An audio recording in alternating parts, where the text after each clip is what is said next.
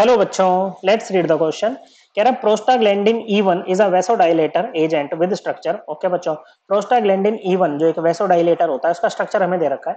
कह रहा how many stereogenic centers are in the compound. इस कंपाउंड में कितने स्टीरियोजेनिक सेंटर होते हैं, ये होंगे, ये हमें बताना है। स्टीरियोजेनिक सेंटर वो सेंटर होते हैं बच्चों जिसके अराउंड स्टीरियो आइसोमर्स आते हैं। ओके बच्चों, क्या आते हैं? स्टीरियो आइसोमर्स आते हैं। स्टीरियो आइसोमर्स क्या होते हैं? ऐसे आइसोमर्स जिनका मॉलिक्यूलर फॉर्मूला सेम होता है, बॉन्ड कनेक्टिविटी भी सेम होती है, बस ग्रुप्स का स्पेशल अरेंजमेंट डिफरेंट होता है। और स्टीरियोजेनिक सेंटर आपका कायरल का है, कोई कायरल कार्बन हो सकता है बच्चों, ऐसा कार्बन जिसके अराउंड 4 ग्रुप्स लगे और चारों डिफरेंट हो। या फिर कार्बन कार्बन पाई बॉन्ड हो सकता है बच्चों, जिसके अराउंड बच्चों आपके सिस ट्रांस आइसोमर्स क्या होंगे?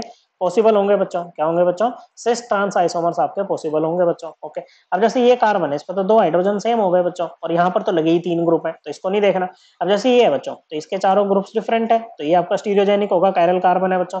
ये भी आपका कायरल कार्बन है, तो ये भी एक स्टीरियोजेनिक सेंटर होगा बच्चों। ओके, उसके अलावा ये है बच्चों, ओके, यहाँ पर एक हाइड्रोजन होगा बच्चों। ओके, बाकी 2 ग्रुप्स भी डिफरेंट है, तो ये भी एक स्टीरियोजेनिक सेंटर होगा बच्चों। ओके, क्या होगा बच्चों? स्टीरियोजेनिक सेंटर ये एक होगा। ओके बच्चों, अब यहाँ पर देखो बच्चों, ये रहा, बाकी सब पे तो ये CH2 आ रहे हैं बच्चों। ओके, ये रहा बच्चों।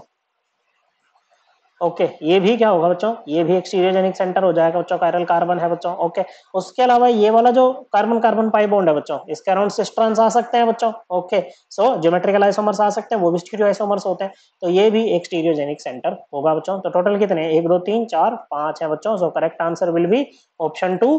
आई होप आपको ये एकदम क्लियर हो गया होगा। थैंक यू बच्चों।